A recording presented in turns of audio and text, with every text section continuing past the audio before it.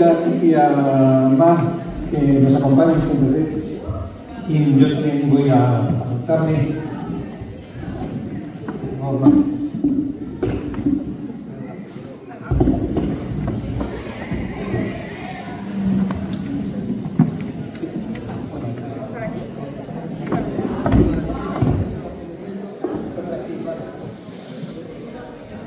Yo me quedaré aquí a un lado, como Vinicius, ¿vale?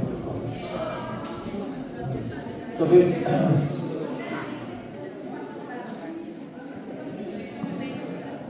voy a dar paso a los invitados que tenemos aquí en la mesa. Un poco lo que quiero es que yo os daré paso, vosotros digáis cuál es vuestra relación, vuestro contacto con el tema del mundo de los influencers, de la audiencia, del reconocimiento del bienestar emocional de lo que nos hablaba Patricia.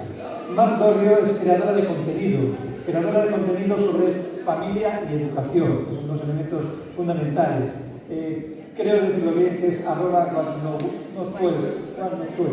vale.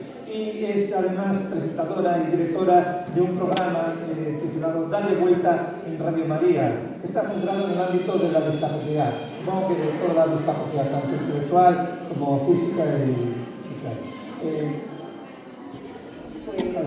Bueno, no sé si queremos presentar todos seguidos y después atacamos cada uno. Yo como que queráis, yo casi vamos uno a uno, ¿no? Mejor y luego ya entramos. Este libro llega tarde. Patricia, no sé dónde estabas, pero este libro llega tarde. Porque somos muchas creadoras de contenido, madres de familia, que aterrizamos y de repente éramos influencers. No sabíamos ni pronunciar la palabra. Teníamos un Facebook, subíamos una foto y nos la comentaba la amiga de Cartagena, cómo han crecido. Y de repente llegamos a un mundo donde se nos consideraba influencers, habían crecido unos seguidores y no entendíamos muy bien qué había pasado. Entonces necesitamos unos años para darnos cuenta que el niño mejor que saliese de espaldas, que esa foto no iba a ser inofensiva. Entonces no nos dio tiempo, hemos crecido con esta máquina al lado, con este engranaje que se nos desató. Y hay una reflexión preciosa de una compañera de 7 Mansicatrioscas que decía, cuando me di cuenta tuve que parar y cambiar un poco cómo estaba haciendo las cosas. Cuando subíamos la primera foto, aquí nadie cobraba, aquí nadie recibía ninguna categoría ni ningún regalo. Era simplemente ese compartir entre madres de familia, inquietudes, soluciones. Y de repente se convirtió en lo que este libro, es que tenías que haber venido antes, o es a que te dedicabas, eres insultantemente joven y probablemente se estaba formando, pero necesitábamos este libro ya y por muchas razones. Por otro lado, mi único temor ante la regulación de las redes sociales es perder libertad. Y yo soy de esas personas, ya con unos años, en que hemos sufrido, y los jóvenes también, la cultura de la cancelación. ¿Y por qué España está cambiando en algunos aspectos? Porque hemos sido libres, porque no teníamos un muro de acero editorial que dijese tú no puedes presentar esto o esto otro. Las redes sociales lo saltaron por los aires. Yo soy de esas revolucionarias que lo agradezco enormemente porque si no, pues algún artículo mío no hubiese llegado lejos, algún programa de Radio María no hubiese llegado lejos si no hubiese esta dinamitación, esta revolución que han creado las redes sociales, de la que yo me siento absolutamente enganchada a esa libertad. Pero todo lo demás hace muchísima falta. Creo que la gestión de las emociones, este libro, es que hacía muchísima falta. Mi solución para esa alfabetización en los medios en las redes sociales es alfabetizar primero a los medios de comunicación tradicionales. Porque yo mis haters de mi red social, cuando me hacen un comentario lo puedo anular, pero mi gran hater, que fue el gran Wyoming, que me ridiculizó en un prime time un miércoles, a ese no lo puedo bloquear. Entonces, todo pasa porque padres de familia, porque toda la sociedad, todos a una, alfabeticemos y también no se le perdone ni una a los medios de comunicación para conseguir lo que este libro tan necesario nos ha enseñado. La formación, muchísimas gracias, Mar, es es fundamental. Y la formación viene de abajo, y de abajo, y mucho de ello nos puede hablar Erika Fernández, profesora de la Facultad de Comunicación aquí de la Universidad de Vigo, y también ha sido coordinadora del grado de publicidad en la UNIR, y que además conoces la audiencia, conoces cómo actúan las personas ante los medios de comunicación, y además, al ser profesora, sabes cómo se están empezando a formar estos alumnos. Estás el primero. Pues buenos días y muchas gracias por esa introducción, David. Quería dar en primer lugar, por supuesto, la enhorabuena a Itemelia y también a Patricia y a todo su equipo por este programa, que como bien comentaba, ¿no? La compañía de influencer, pues evidentemente es muy necesario. En mi caso, pues bueno, el conocimiento que tengo viene desde el punto de vista de la investigación. Llevo años investigando a la audiencia infantil y juvenil, y como os podéis imaginar, es una audiencia pues muy complicada, ¿no? El principal reto que tenemos es escucharles. Y fijaros en la paradoja hoy, ¿quién nos falta aquí? En mi caso, pues por ejemplo, los propios alumnos, les he dicho, tenemos la presentación de un libro blanco de licencia responsable, no tenemos prácticas, veniros, por favor, veniros a escuchar lo que vamos a comentar. Y nos falta eso, nos falta desde el punto de vista también de la academia, ese gran reto que tenemos es llegar a ellos. Claro, ¿qué nos dicen nuestros estudios cuando por fin conseguimos llegar a este público y escucharles y atenderles?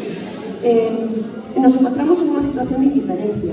Esa indiferencia tiene que ver con que ellos ya están acostumbrados a este tipo de contenidos, y para ellos la relación que tienen los influencers con las marcas y el tipo de contenidos que evidentemente creáis y intentáis llegar, ellos no se cuestionan desde el punto de vista ético el por qué, ¿no? O para qué le están vendiendo esto. Entonces estamos en un momento pues, muy complicado, y entonces me encanta que en el libro blanco de la licencia responsable haga referencia a esa idea de la alfabetización. Esa alfabetización, cuando llegamos a la universidad, yo creo que ya llegamos tarde, que tendría que ser ya desde las aulas en secundaria. Y ese es un reto que tenemos los investigadores, en intentar llegar a las aulas antes, porque es muy difícil, ¿no? Conectar con ese público infantil y juvenil. Y ya luego, para dar paso al resto de compañeros y seguir el debate, otro de los puntos que también marca un poco el porvenir de lo que es vuestro trabajo, y que creo que lo destacáis en el libro blanco de la influencia responsable, no sé si vosotros los consideráis macroinfluencers o microinfluencers, pero creo que es el futuro, ¿no? Nos vamos cada vez más hacia esa segmentación tan específica. Yo decía antes a Fer que yo no soy su público objetivo, en mi caso soy del tema de niños y como madre me siento identificada. Entonces, esos microinfluencers también se escapan de la lupa de lo que son las principales normas, y todavía es un sector que tiene que crecer y que tiene que regularse. Pues yo creo que este virus es muy necesario desde esa perspectiva. Así que bueno, ahí lo dejo y enhorabuena por el trabajo. Gracias. Es un sector, yo diría que está en crecimiento, ¿no? Está en explosión, está explosionando como una supernova, empezando a arrancar. Y el último de los invitados, Fer Rodríguez, también influencer vigués con casi 1 millón de seguidores en YouTube y también en otras redes, y que explica cómo cuidar las plantas, cómo cuidar la huerta, cómo hacer crecer los tomates, y además ha hecho, por lo que yo he entendido, también el influencer. ¿Qué tal, Pedro? Hola, buenas tardes a todos, Itemelia, la facultad y todo esto. Aquí estoy yo, mi hermana, me hace mucha ilusión estar aquí hoy. Yo, para poneros en el mundo real, os voy a decir en 30 segundos una cosa muy sencillita. Si queréis cultivar un romero, lo ponéis en tierra, que no se encharque. El romero es muy bueno porque si lo tomáis os va a aliviar la hipertensión, ¿vale? Yo os lo recomiendo a todos. Y antes de deciros cuánto se riega, me gustaría recomendaros que yo invierto en un blockchain que tiene criptomonedas y que os va a ayudar a ahorrar para vuestras pensiones futuras, para el dinero de vuestros hijos en la universidad, ¿vale? Y después de que, ahora os cuento un poquito, que tenéis que poner un poquito de agua sin encharcar siempre, y luego os va a florecer 2 veces al año si lo cuidas bien. Pero recordad lo del pleno sol, ¿vale? Venga, nos vemos en el siguiente consejo. ¿Os dais cuenta de todo lo que ha pasado aquí? Os he colado un poquito todo lo que estamos hablando en algo súper sencillo y súper fácil de entender. En un consejo de cómo cultivar un romero, os he dado un consejo médico sin que yo sea médico, y os he metido una publicidad de una criptomoneda que a lo mejor os hace perder todo vuestro dinero. Si esto pasa en televisión, estoy seguro que autocontrol, el ministerio, quien sea, va a mantenernos una sanción a ese canal de televisión. Las redes sociales han entrado adelantándoles por la derecha completamente a los medios de comunicación y han avanzado tan rápido que han dejado en evidencia que como sociedad no estábamos preparados ni digitalmente para aprender a cómo funciona una red social, ni toda la repercusión que tiene muchas cosas de las que hemos visto aquí, la huella digital, la exposición de menores, lo que provocas al hablarle a alguien pues, de la talla de un vestido, lo que provocas al hablar de maquillaje, lo de los menores influencers que hemos visto antes, ¿vale? Que es algo súper sorprendente y es algo en lo que tenemos que avanzar muchísimo. Y en este caso, este libro a mí me parece espectacular porque a mayores influye también en el bienestar emocional del propio influencer. Lo que decíamos a ver, es que la ventana a los medios no solo es de la pantalla el que ve la pantalla, sino el que se puso antes delante de la cámara para parecerte a ti en la pantalla, cómo vive, qué opina, qué repercusión tiene si tú le dejas un comentario, si no le dejas el corazoncito, cómo le va a sentar, esa presión añadida, cuánto se ha apalancado económicamente. Por ejemplo, yo en diciembre de 2019 pedí un préstamo de 3.000 euros para comprarme cámara, ordenador, micrófonos, todo esto, porque mi hobby me empezaba a dar dinero. Entonces llega un momento en que hay tantas cosas que se nos pueden estar escapando de las manos, tanta preparación que no tienes, que tienes que ir aprendiendo no solo a cómo se edita un vídeo, cómo se graba, cómo son las nuevas tecnologías, qué red social, cómo funciona esta, qué público tiene, todo eso está cada vez, lo vas aprendiendo, el usuario lo aprende muchas veces a base de darse de bruces con determinadas cosas, porque a veces le aparece un contenido horrendo y horroroso, ¿vale? No quiero entrar en este detalle, pero sabéis lo que hay en el mundo real. Y entonces, estas medidas y estos libros, el kit de evaluación que se hace en 10 minutos, y yo lo he hecho, y sí que me he abierto los ojos con algunas cosas de la desconexión que necesito, ¿vale? Son súper importantes. Solo un poquito por poner situación, contábamos antes en una entrevista que se hicieron aquí para Radio Pontevedra, que yo un 1 de enero, después de las campanadas, 20 minutos después, estaba contestando un comentario de vídeos de YouTube. Me di cuenta de que esto no puede ser, ¿vale? De la misma forma que un usuario se tiene que desconectar y se puede pasar 10 horas en la red social, el creador de contenido tampoco puede estar 10 horas en la red social, porque al final estás como usuario, como creador, el papeleo de una marca, soy autónomo también por otro lado, tengo que hacer los impuestos, o sea, esto es un lío tremendo. Y tener este tipo de herramientas es fundamental, sobre todo porque te ponen los pies en la tierra para saber cómo tienes que afrontar una profesión que mucha gente ni siquiera sabe, que yo no lo sabía en el año 2014, que mi madre me dejó 3 tomates y unos ajos, que podía llevar a cabo. O sea, yo he llegado aquí de rebote, al final caí de pie en un mundo que estaba como súper expandiéndose, pero ahora sí que me doy cuenta de que quien quiera empezar a hacer este tipo de cosas tiene que tenerlo todo muy claro. Y con el tema de la exposición de los menores o algo así, si queréis luego hablamos un poquito de una anécdota que tengo con un amigo que el hijo ha creado un mini perfil y ya le han contratado alguna marca, y son cosas que creo que tenemos que tener muy claras, sobre todo de saber dónde nos estamos moviendo. Y al final la televisión sabemos cómo funciona, pero esto no sabíamos cómo funciona, entonces creo que son cosas muy, muy necesarias. Yo creo que es muy necesario y por eso también voy a aprovechar y me gustaría que esto fuese un coloquio entre vosotros. Y con las preguntas que ustedes o vosotros queráis hacer, levantéis la mano y os doy paso. Pero, Patricia, desde el 2021 aquí, ¿cuál ha sido de los instituciones el que más ha evolucionado? ¿Las instituciones, los influencers, las marcas? ¿Cuál es el que ha avanzado más, digamos, puesto más las pilas? ¿Y cuál es el que debería ponérselas más de aquí en el futuro? Buena pregunta, muchas gracias. El que más, el que más tendría que decir que es el influencer. El influencer es el que más ha cambiado, se ha profesionalizado. Eso se debe a las marcas, de las plataformas, pero la llegada del TikTok ha hecho también que apareciera un nuevo influencer que todavía está mucho más focalizado en el entretenimiento. Antes los influencers estaban más focalizados en temáticas, belleza, deporte, moda, jardinería, agricultura, robótica, internet, ¿no? Y ahora hay muchos más influencers que se dedican simplemente a entretener. Entonces, yo diría que es el stakeholder que más ha cambiado y por tanto que más ha cambiado también. Bueno, también me gustaría que vosotras, yo creo que Mar, como madre de unos cuantos hijos, Erika, como también profesora y tú también, con ese contacto con la realidad del día a día, un poco qué es lo que notáis en la gente, si notáis que hay necesidad por parte de los consumidores de que ese producto sea un producto de calidad, un producto de referencia, honesto, veraz, o da lo mismo lo que vean, pero tal, a paso de dedo, ya me lo digo, ya me lo digo. Yo creo que es la verdad. Además, enseguida lo pagas. Como no sos auténtico con lo que tú estás vendiendo, estás penalizado y descartado inmediatamente.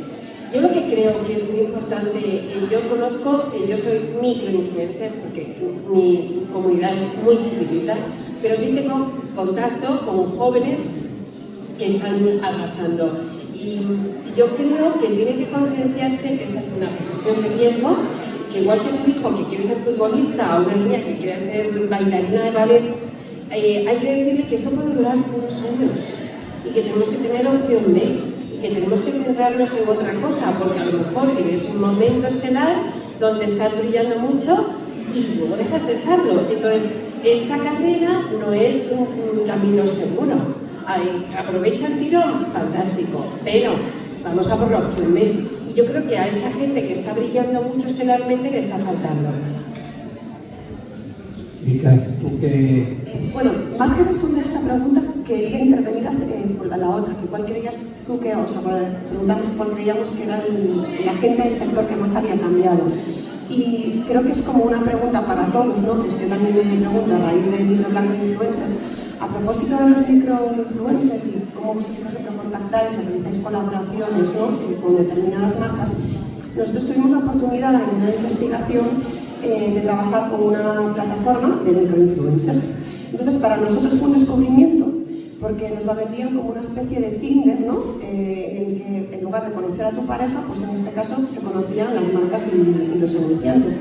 Y quería un poco abrir ahí, también esa pregunta de cómo intervienen a veces nuevos agentes que son desconocidos, incluso en la parte de la industria, y que evidentemente plantean interrogantes, ¿no? A este nuevo modelo de negocio. Entonces, creo que tiene mucho que ver también con la parte ética, ¿no? En cómo funciona o cómo trabajamos esa parte publicitaria, o sea, cómo se establece ese contacto. Y creo que es una de las cosas que yo apuntaría que está cambiando ese modelo de negocio, que no son las agencias grandes, sino que hay plataformas que de manera online, pues el anunciante sube precisamente ese briefing y tú como influencer te suscribes a ese briefing para ver si tienes suerte de colaborar con esa marca. Pues bueno, en mi caso quería contestar más a esa pregunta. Sí, yo creo que al final hay tantas patas en la mesa de los influencers, que es, influencer, marca, las autoridades y luego el propio espectador, ¿vale? Que al final, evidentemente, cada pata intenta tener su peso, vamos a decirlo así. Sí que es cierto que ahora mismo está habiendo un cambio bastante grande en las mini colaboraciones, porque si se convierte en una colaboración muy grande, salvo que seas alguien, hablamos ya de estos grandes influencers con muchísimo poder mediático, sí que se está creando como una especie de mini colaboración muy enfocada a TikTok, a los reels de Instagram, vídeos más cortitos, que no sean tan invasivos, que estén 3 o 4 días en la plataforma y luego como van quedando atrás nadie más los vuelve a ver. Sí que está viendo como esta especie de tinderización, que me encantó la palabra, de mira, te paso esta propuesta y tienes que meterte en esta plataforma online donde tú pones quién eres, más o menos tus estadísticas, y si aceptas este presupuesto, y luego es como que vas pasando una especie de corte, ¿no? Luego si pasaste la primera criba, ya te van contratando y te van diciendo, mira, pues consistiría en esta otra cosa, consiste para tal. Por ejemplo, a mí, por ejemplo, en algunas me han dejado mal por ser demasiado mayor para lo que quería anunciar alguien. Imagínate unas patatas fritas enfocadas a niños de entre 10 y 16 años, ¿sabes? Entonces, son cosas que te pueden crear una frustración enorme. Y luego, lo que también creo que ha habido un cambio para mí, desde no hace tanto tiempo, pero desde hace no tanto tiempo se ha medio casi obligado, que yo creo que es obligatorio en muchas de las políticas internas de las plataformas, es lo de colaboración pagada incluye contenido patrocinado. Yo, por ejemplo, tengo la máxima de que no me gustan nada las publicidades encubiertas como la de las criptomonedas en un vídeo y una movida sobre el Romero que os conté antes. Me gusta que si hay un contenido patrocinado, a la plataforma se le obliga a que arriba ponga que es contenido patrocinado, porque ha costado muchísimo que a una televisión le pongan publicidad arriba o que tengan que anunciar esto es publicidad, incluso ahora en las públicas, bueno, es un patrocinio cultural de este programa o esta retransmisión, ¿no? Que la plataforma se vea obligada a eso, también a ellos les sirve un poco como coartada para decir, bueno, claro, yo no sabía mucho si este producto iba a tener un tipo de problema, pero como yo he anunciado que es un anuncio, ya la propia marca será la que tenga las consecuencias de haber anunciado esto, ¿no? Todo eso es algo que hace, no sé, yo la verdad cuando empecé, el año 2022 fue un año loquísimo a nivel ingresos por publicidad, para mí fue el año más importante, luego se ha estabilizado mucho porque claro, cada plataforma ha aumentado muchísimo en creadores de contenido y hay muchas más plataformas, ¿no? No había nada. Quien etiquetaba lo de es publicidad era tonto, os lo digo así, clarísimamente. Luego, que se haya que dejar claramente lo de la etiqueta publicitaria marcando un check, no con publi abajo, separado a la P de la U, de la B, de la L, de la I, para que no te lo detecte la propia plataforma y el algoritmo. Todas esas cosas de la trampa que puede hacer el creador o que la propia marca le recomiende cómo hacer esa trampa, creo que son cosas que aquí quedan muy claras, que si necesitamos tener una influencia responsable, tenemos que ser responsables, pues eso, la plataforma, que ahora estamos viendo que la Unión Europea, Estados Unidos y todo, la están sometiendo ya a sanciones muy grandes por malas praxis, la marca y el creador. Y yo creo que así conseguiremos que la otra pata, que es el seguidor, se convierta en una persona, no digamos que relaje esa capacidad de tener las orejas tiesas de si le engañan o si le están tomando el pelo o si un muñeco digital le está diciendo algo, ¿vale? Sino que tenemos que darle a la persona que nos sigue la confianza de que lo que contamos pues es a veces opinión, a veces es información y sobre todo ya luego nos meteremos en lo del bienestar emocional que puede tener también el creador de contenidos, de el hate, la repercusión. Claro, yo cuando venía aquí no me había pensado en la categoría lifestyle, es que parece mentira, pero muchas veces no lo había pensado y una vez participé en una mesa y me dijeron yo hay determinadas posturas que no puedo hacer en mis vídeos de huerta, eran unas compis mujeres y claro, es que no lo piensas hasta que te das cuenta de que hay alguien que le están pasando estas cosas. Entonces, tener claro qué puede pasar, que puedes hacer un kit de autoevaluación, que en el kit de autoevaluación te pregunten si has pasado determinadas ocasiones por estos sentimientos de me frustra que no me dejen like, que la plataforma me haya olvidado, imaginaos, son cosas súper importantes. Yo tengo que decir que yo soy microinfluencer, no tengo problema económico de ingresos de ningún tipo, porque normalmente pues si nos han dado pues, a lo mejor una cena ya es como el momento, ¿no? Nos han regalado una cena para dos. Pero sí me ha pasado que yo cuando escribo artículos a lo mejor hago reseñas de libros y entonces me mandan un libro, yo hago un artículo reseñando el libro. Luego me llama el autor y me dice, no, si yo te lo mandaba para las redes. Y dices tú, te dejas así un poco descolocado, ¿no? Y yo estaba convencida que lo que quería una reseña en el artículo, pero lo que me importaba eran las redes sociales. Entonces, bueno, se empiezan a dar esas situaciones que no tienes ni previsto ni imaginado. Yo no sé si hay preguntas en el auditorio. Erika, ¿se puede informar los influencers académicamente? ¿Cómo está eso? ¿Hay algún...? Me encanta que me hagas esa pregunta. Fíjate que una de las cosas que iba a comentar también del conocimiento que pueden tener, ¿no? De la parte de los influencers. Claro, yo tuve la oportunidad de charlar la respuesta, ¿no? De 290 microinfluencers en un momento en el que todavía no se sabía mucho sobre ellos. Y claro, cuando les preguntamos por sus estudios, te das cuenta que, ahora vosotros también me lo comentaréis, pero te das cuenta que es gente que realmente no se dedica principalmente a ello, a ser creador de contenido en redes sociales, sino que pues tienen otro trabajo, viven de otra cosa y pocos tienen formación en marketing y publicidad, ¿no? Entonces, claro, te encuentras con esa paradoja de que realmente se dedican a hacer publicidad quien no ha estudiado publicidad. Y muchos de los contenidos que nosotros damos en las aulas, les comentaba a mis alumnos, que luego después serán microinfluencers o serán influencers, pero todo lo que estudiamos y todo lo que se imparte en las facultades de comunicación puede estar orientado precisamente a la creación de contenidos digitales. Tienes la parte ética, es fundamental, ¿no? Con asignaturas que evidentemente te guían, pues ya sea en el campo periodístico o en el campo publicitario, sobre cómo comunicar con responsabilidad. Luego tienes muchísimas asignaturas que están orientadas a crear contenidos y a conocer cómo funcionan las redes sociales. Ellos saben investigar, conocen al público objetivo, a quién se tienen que dirigir. Entonces, es una salida laboral que antes no se decía. Aquí se dice, pues salen periodistas, salen publicistas, salen comunicadores audiovisuales. Ahora yo creo que ya podemos decir que también salen influencers, ¿no? Porque estamos precisamente formando creadores de contenidos digitales. Entonces, me encanta que me hagas esa pregunta, porque es una salida laboral que hasta hace poco no aparecía en los planes de estudio y no aparecían las demandas que a nosotros nos hace ANECA, pero que efectivamente, cuando nosotros empezamos a pensar en las competencias que le estamos proporcionando a nuestros estudiantes, nos damos cuenta de que los estamos preparando para crear contenido, sea de una forma masiva o de una forma minoritaria.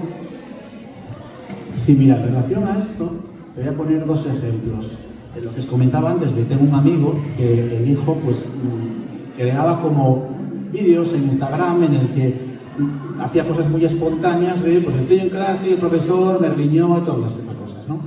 Pues ya le ha contratado, por ejemplo, una marca y me lo contó en una boda en este verano y me dijo, es que ya le mandaron un mensaje un par de como agencias o marcas o cachivaches, aplicacioncitas de juegos para el teléfono y todo esto.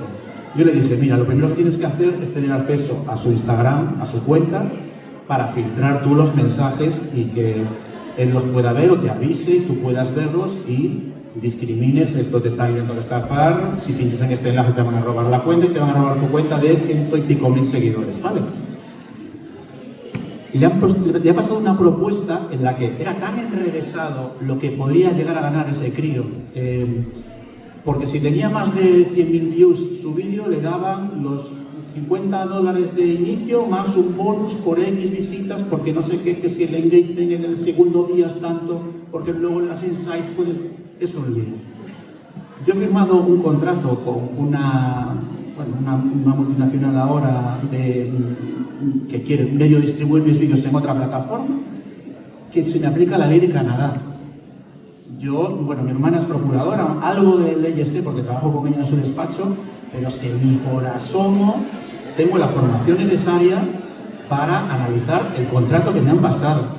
Lo han tenido que pasar primero por el ChatGPT, a partir de ahí medio desarrollar una respuesta posible que podía darles de qué pensaba yo de lo que me estaban ofreciendo, y luego un poco decirle a mi hermana, tú mira, échale un ojo aquí a ver si sabes algo porque yo no tengo ni idea, de verdad.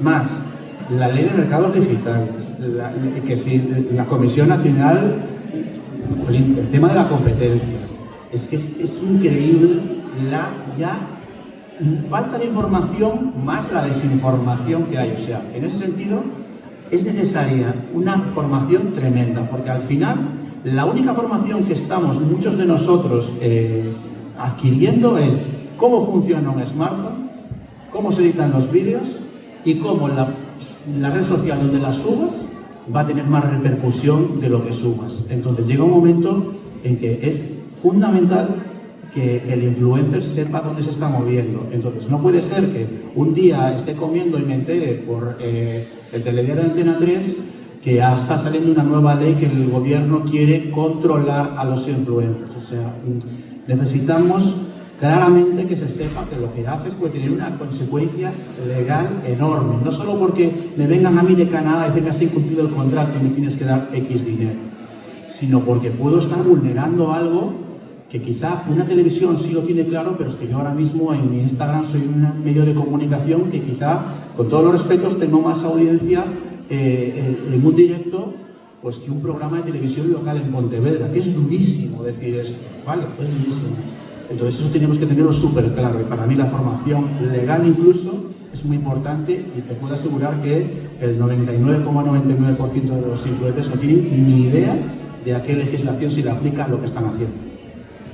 También quiero añadir que lo que nos pasa de alguna forma es que alfabetizar al propio influencer, este libro por eso trata de alfabetizar no a los usuarios, sino a quienes hacen el mercado en la industria del influencer marketing, acaba de crear autocontrol.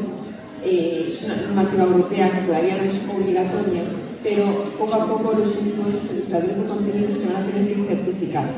Entonces ya hay disponible un pequeño cursito de 2 horas. El de Francia es mucho mejor, título que te dan, cómo está todo montado, pero ya en España al menos tenemos ya activado el curso de autocontrol, donde al menos te explican todo lo relacionado con lo legal.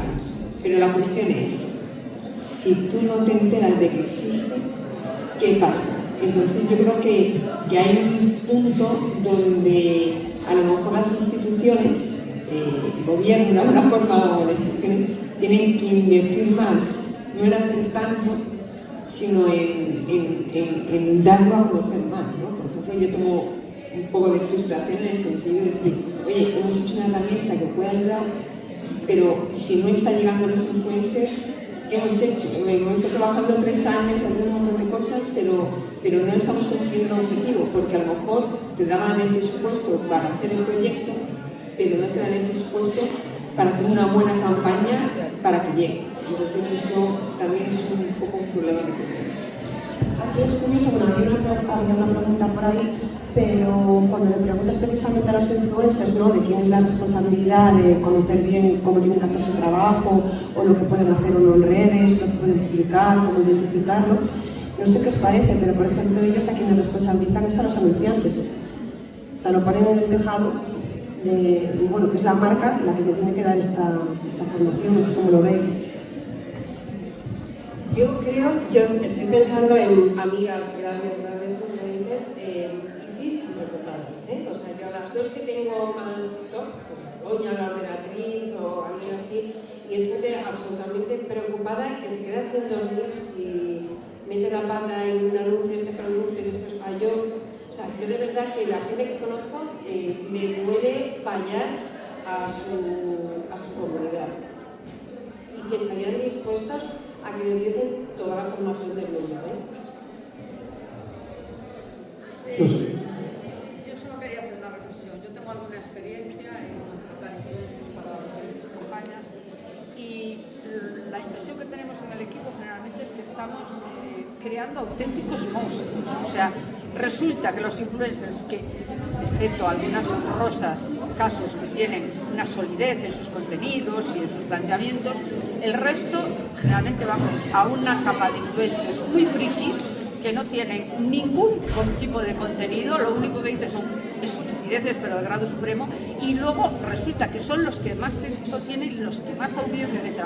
Creo que esto también lo que se está traduciendo es que cada vez hay una peor percepción de los influencers. Hay muchísimos estudios que ya demuestran y encuestas que la gente empieza a tener una mala percepción del influencer. ¿Esto se puede revertir o realmente estamos en el tópico de que cuantas más tonterías hagas, cuantas más tonterías digas, más audiencia vas a tener y por tanto evidentemente más tarifa? Porque luego hay que hablar también de las tarifas que establecen, que son monstruosas. Vamos, por un minuto lo que se cobra a algunas personas, que hombre, si es un jugador de fútbol importante o si es una persona con un prestigio sería razonable, pero son auténticos, o sea, personajes indómitos, o sea, que no tienen ningún fundamento. Bueno, los que si hay mala percepción de los influencers, el precio que se está cobrando ahora es muchísimo y que estamos creando auténticos monstruos. Bueno, yo creo que el precio es a la marca le funciona como ha funcionado en televisión. Digo, las marcas cogían a personas famosas que a lo mejor no tenían ni una gran cultura, ni una gran solidez en su vida personal y profesional, pero que eran su momento y eso se le pagaba muchísimo a determinados personajes famosos. Esos personajes famosos que no aportaban a lo mejor absolutamente nada, cobraban un dineral. Ahora, las personas famosas han pasado a ser influencers, pero yo no veo que haya una diferencia. No tiene, a lo mejor, el proyecto de investigación impresionante no tiene una partida presupuestaria para seguir adelante y un personaje que sabía de los mundos de la farándula cobraba un dineral. Y eso se ha trasladado a que ese mundo de la farándula ahora lo hacen influencers que el público libremente les ha seguido. Entonces yo creo que ahí hubo...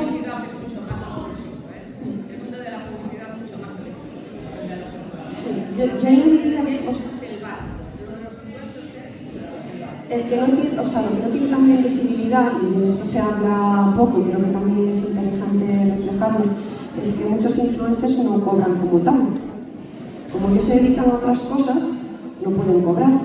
Entonces es ese cobro, ese intercambio en especie o de buqueo, como lo quieras llamar, ellos lo que cobran es por ese producto, o sea, que le regalen ese producto, que le regalen ese servicio. Y creo que también es una de las demandas o inquietudes que hay ahora mismo, ¿no? En cómo regularizar o cómo controlar precisamente este tipo de contraprestaciones. Porque muchos de ellos también se acogen a que, bueno, que no tienen por qué identificar eso como publicidad porque consideran que no es publicidad como tal, que le hayan regalado ese producto.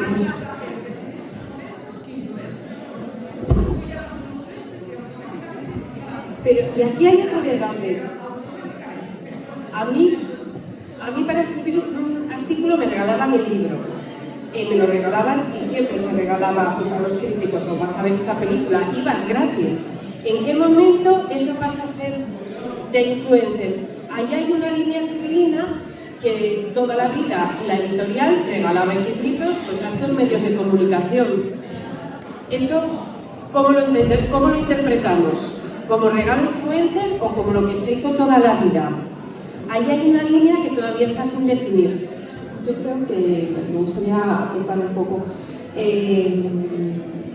a lo mejor otra visión, un poco de realismo. Has dicho, bueno, que se ha creado un monstruo,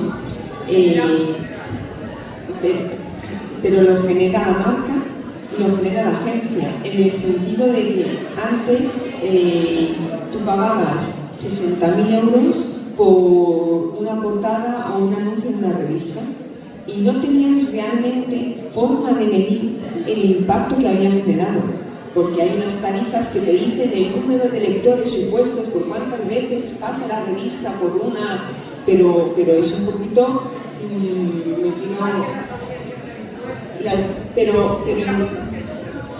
pero en cambio ahora aparece un nuevo actor que incluso tú le puedes pagar por venta que produce, porque tú puedes saber directamente por un código UTM, tú puedes saber directamente el número de visualizaciones, todo se puede truncar, pero también eso el mundo es así, entonces, pero tú puedes saber realmente cuántas ventas ha producido a Cortefiel María Pombo, bueno, a Springfield en concreto. Entonces, claro, si Springfield se da cuenta que por pagar a María Pombo 50.000 euros, en vez de un anuncio, en vez de vender 100 pantalones, ha vendido 400, han creado un monstruo. Bueno, es que hay un nuevo modelo que funciona, entonces, y les sale más barato porque les produce el mejor retorno de inversión. Entonces, claro, si esto no fuera así, ni ustedes contrataría para esto, pero como producen unos resultados, se ha creado, pues, ¿por qué los futbolistas ganan lo que ganan? Pues porque la industria genera un montón de... Entonces, pero lo real, que ganen la millonada, que ganan por jugar un partido a la semana, eso es igual de cuestionable de alguna forma, ¿no? Está haciendo una tarea digna, por lo menos entretiene. Pero yo te puedo enseñar una escala de influencers que lo único que hizo es también. O sea, quiero decir que sí, hay variedad de calidad. También la cuestión está al público. Si el público lo consumiera, es un vídeo de entretenimiento, entonces lo generamos entre todos. Sí. Debería haber una responsabilidad de todos los contenidos. A ver, está claro que el influencer tiene un momento en que el ego personal, la repercusión que tienes, el número de seguidores que tienes, porque aquí todo el mundo tiene amigos. Para ser que alguien que está aquí no tenga un amigo por lo menos. Si tú llega un momento en que vas a un día a una cena y te encuentras a 4 o 5 personas y empiezas a dar manos de, ay, ¿qué tal? ¿Cuánto tiempo sin verte? ¿Qué tal está todo? Al final tú tienes un refuerzo muy visible, muy inmediato. Te das cuenta de, oye, en esta cena fui muy popular porque me saludaron 5 personas. Pues imaginaos eso a una escala que no os podéis ni imaginar, ¿vale? Yo en pandemia creé un vídeo que tuvo ahora casi 6 millones de visualizaciones. En ese vídeo puse un paquetito de perlita, que es un material que se utiliza para airear la tierra de las macetas. ¿Veis cómo si vais a aprender de aquí con algo nuevo, de plantas? Espera. No tenía ningún emplazamiento ni nada, simplemente yo como cultivo plantas, pues abrí un sobre de una bolsa y se lo eché a la maceta. Claramente, ahí hay un emplazamiento que en la Fórmula 1, a lo mejor por verlo en Telecinco, cuando Telecinco emitía la Fórmula 1 lo veían 3 millones de personas, porque saliera la publicidad de Vodafone en una valla, está pagando un auténtico dineral porque lo vieran una transmisión 5 millones de personas a Fernando Alonso. Daros cuenta del impacto que tuvo esa marca con esa bolsa que apareció 20 segundos y yo utilizándola, diciendo que esto era bueno para la planta y para la tierra y que te iba a salir bien. O sea, daros cuenta de eso. Una marca tiene que entender una cosa. No puede ser que tú tengas un producto buenísimo que no lo conozca nadie. Y esto yo se lo dejo clarísimo a un montón de marcas. No puede ser que tengas un producto buenísimo y no lo conozca la gente. Conmigo o con Manuelito, el de su huerta, ¿vale? Que es otro influencer, pongamos.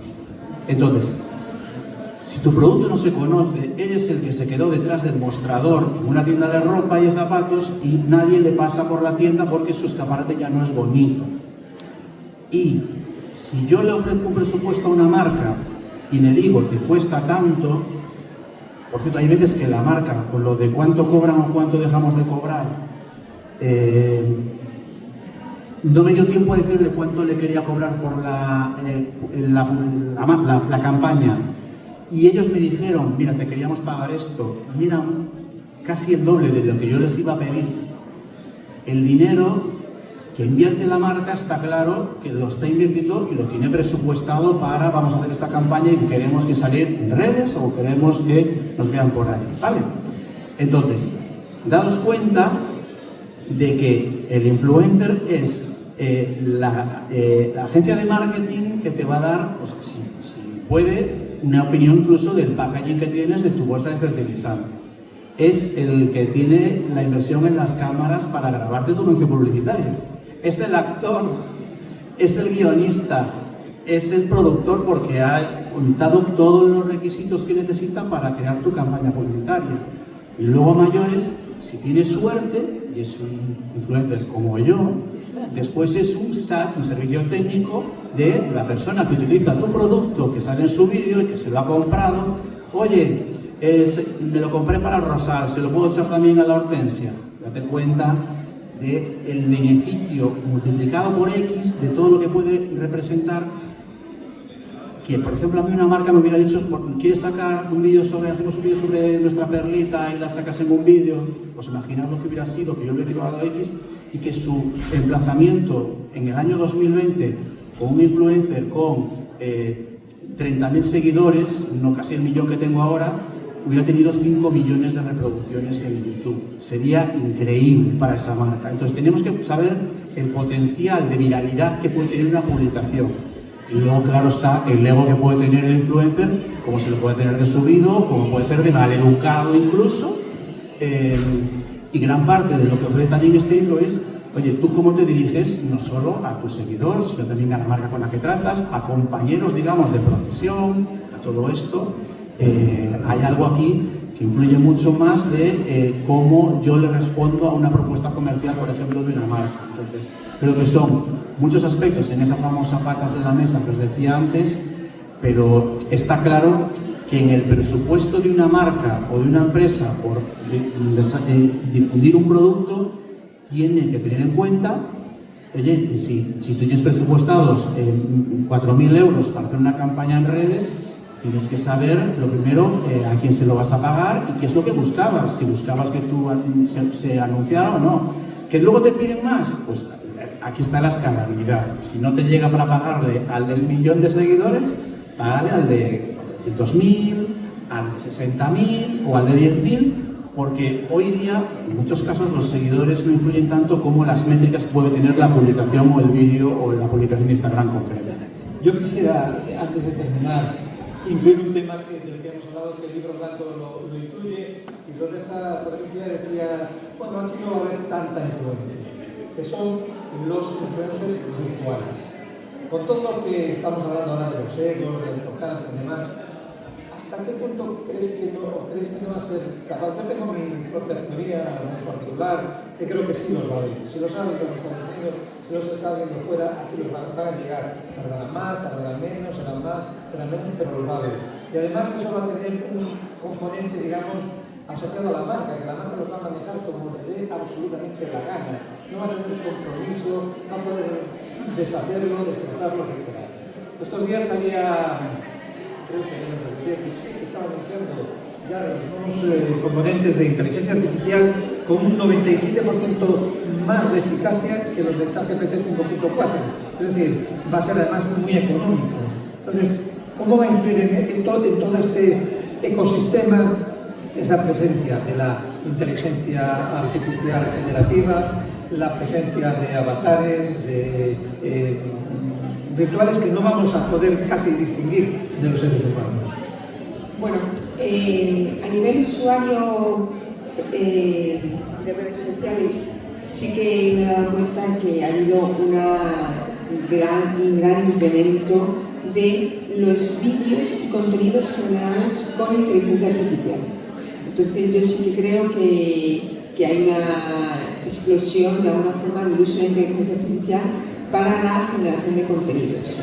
Dicho esto, yo estoy planteándome pagar Instagram para no tener publicidad porque estoy realmente harta de ver vídeos de gente como un robot. Y si haces este ejercicio y no sé cuál, entonces aprende inglés y en 24 horas, es decir, que supongo que todo esto irá mejorando y se irá perfeccionando, pero a mí me produce, no sé si es porque soy millennial, una cierta desconfianza de hasta qué punto esto es real, esto que me está haciendo, etc. Entonces, sí que cuando hablábamos con las agencias y con las marcas en esos servicios en profundidad, decía, es verdad que España tiene algo, no sé si viene de los bares o de qué viene, ¿no?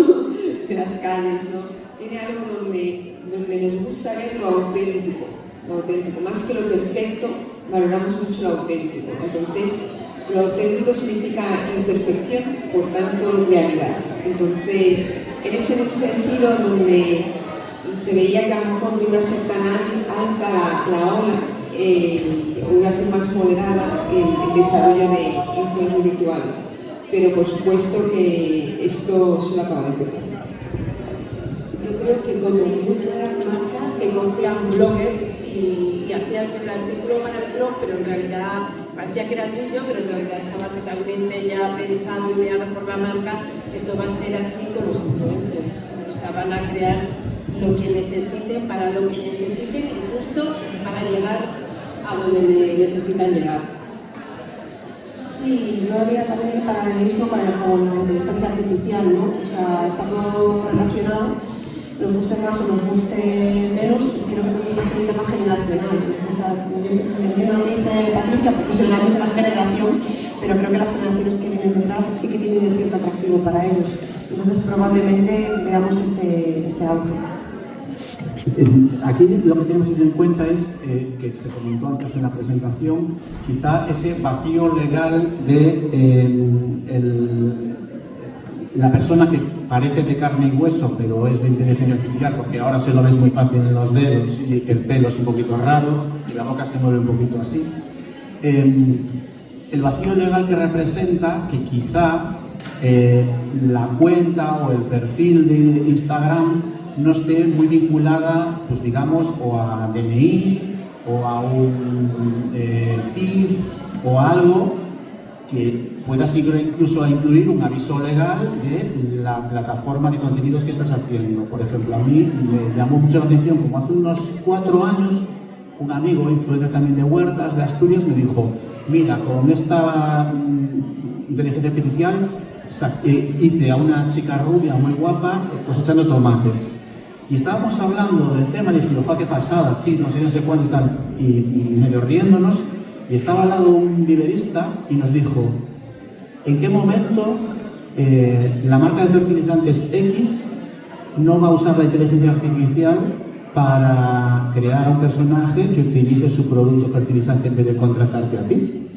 Entonces, claro, aquí tenemos que darnos cuenta de que quizá va a llegar un día en que todo el mundo se eche las manos en la cabeza porque diga, pues, el canal de televisión X, el que sea, nuevo programa de televisión, y que lo que veamos en la pantalla sea una persona que habla y nos cuenta una historia súper chula, un cuento precioso, súper divertido, y que te digan ese primer programa de televisión creado por una inteligencia artificial. Ahí nos daremos cuenta. Claro, eso lo hay ya en redes sociales a tope. De hecho, en Facebook el tema multicuenta de páginas y páginas de Facebook que replican el mismo contenido, que te genera ese rechazo del que tú decías, de muy robotizado y todo esto, es tremendo. Pero sí es cierto que vamos a tener que encontrar la medida en que está muy bien. Yo, bajo mi punto de vista de influencer, vale, si sigo siendo auténtico, voy a seguir teniendo, pues, ese seguidor que busca lo auténtico. Las marcas que apuesten por lo auténtico van a apostar por mí, pero ojo que como esto mejore mucho, van a sacar a un chico, pues, más guapo que yo, más simpático que yo, y que si te descuidas, los tomates, como son de inteligencia artificial, no van a tener tantos ojos como los míos. ¿Os dais cuenta? Entonces, claro, pues aunar ese vacío legal que puede haber con la necesidad de que se sepa cuando algo es creado por inteligencia artificial, para mí es fundamental. De hecho, las plataformas muchas veces, ya a mí personalmente, me dejan marcar si incluye un contenido de inteligencia artificial en la publicación que tengo. Creo que eso es importantísimo, y estamos hablando ahora en 2026, pero os digo yo que esto va tan rápido que a lo mejor no terminamos el año y ya nos estamos dando cuenta de cómo ha cambiado esto exponencialmente. Si tenéis alguna cosa más que queréis comentar, yo iría ya dando por finalizada esta charla muy amena, muy agradable, y que, bueno, que nos ha mostrado tantas cosas y tantas visiones. Erika, Mar, Patricia, y a todos ustedes muchísimas gracias. Dar las gracias también a ICEmedia por este acto, a la Facultad de Comunicación por darnos esta ubicación, a la Junta de Galicia por el patrocinio, y bueno, que deseamos un gran bienestar para todo el ecosistema de los influencers, y que el próximo libro, ya lo pueden ustedes recoger, vengamos también aquí a presentarlo. Muchísimas gracias.